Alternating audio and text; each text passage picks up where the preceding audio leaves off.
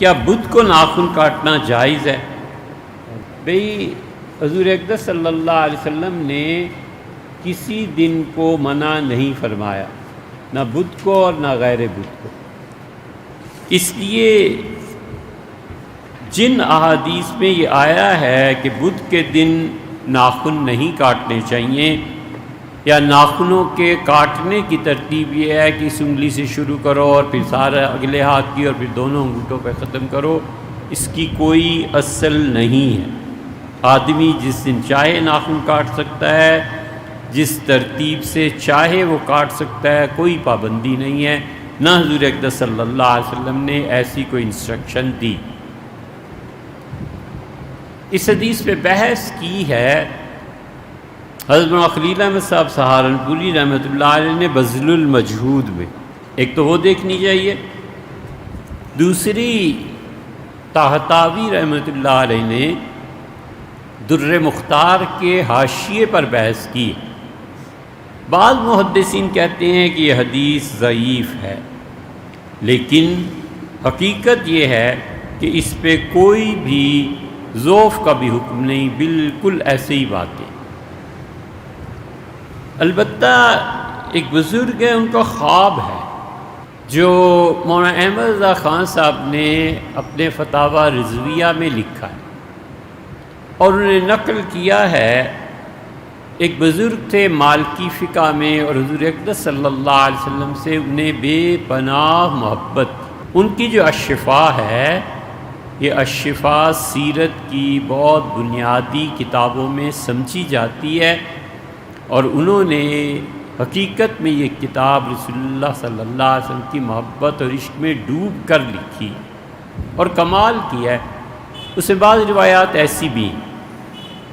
نسیم الریاض کے نام سے شہاب الدین خفاجی حنفی رحمہ اللہ ایک اور بزرگ تھے، انہوں نے ان کی کتاب، اتنی سی کتاب ہے اور 4 جلدوں میں اس کی شرح لکھی۔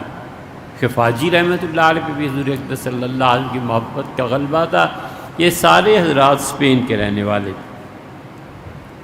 انہوں نے اس میں ابن حاج مالکی کا قصہ لکھا ہے، اور ابن حاج جو تھے انہوں نے کتاب ایک لکھی ہے مدخل،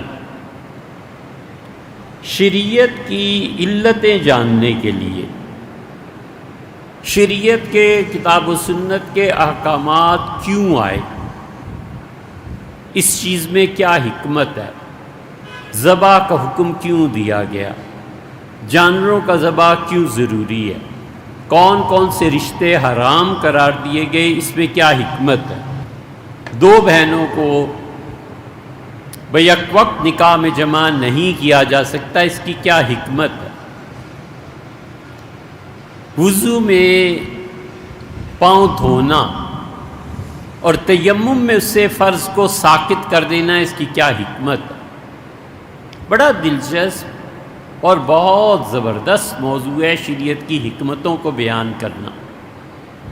اس میں کمال ہے، شاہ ولی اللہ رحمۃ اللہ علیہ نے حجت اللہ البالغہ لکھی ہے، اس میں کمال ہے، ابن خلدون نے مقدمہ لکھا ہے، اس میں کمال ہے، امام شاطبی رحمۃ اللہ علیہ کا شاطبہ اسپین میں ایک گاؤں تھا، اس اللہ کے بندے نے حد کر دی ہے، شاطبی رحمۃ اللہ نے الاعتصام بالسنہ میں، اور ایک ان کی کتاب ہے الموافقات، ان چیزوں کو پڑھنا چاہیے۔ اس میں سے ایک کتاب جو ہے ابن حاج مالکی کی مدخل بھی ہے۔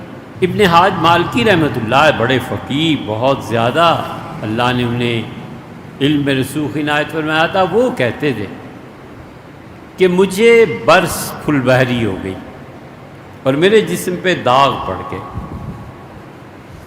تو یک بیک ہو گئی تھی، میں سوچتا رہا کہ مجھے ہوا کیا ہے، تو خواب میں حضرت رسالت پناہ صلی اللہ علیہ وسلم کو میں نے دیکھا، تو میں نے عرض کیا کہ اللہ کے رسول میں بیمار ہو گیا ہوں اور میری جلد پہ سفید دھبے پڑ گئے ہیں۔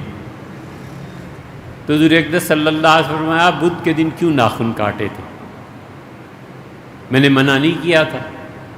تو لکھتے ہیں کہ میں نے عرض کیا کہ اللہ کے رسول وہ حدیث تو ایسے ہی ہے، یعنی ضعیف ہے۔ تو رسول اللہ صلی اللہ علیہ وسلم میرا نام آیا تھا نا، تو اس کے احترام میں بھی یہ نہیں ہو سکتا تھا کہ تم رک جاتے اور بدھ کے دن نہ ناخن کاٹتے. یہ کمال ہے، یہ محبت ہے. تو ان کا اللہ کے رسول میرا کچھ کر دیں علاج، کہ آپ کے دست مبارک سے آپ بیماروں کے لیے ہاتھ اٹھاتے تھے، اللہ شفا دیتے تھے. آپ بیمار پہ دم کر دیتے تھے، اسے شفا مل جاتی تھی. آپ ہاتھ پھیر دیتے تھے، اس کی برکتیں قائم رہتی تھی. تو حضور صلی اللہ علیہ وسلم نے جب اپنے قریب کیا اور اپنا ہاتھ میرے سر پہ، میرے جسم پہ پھیرا تو میں اٹھا اور کوئی داغ موجود نہیں. تو یہ وہاں آئی ہے خواب اور یہ چیزیں.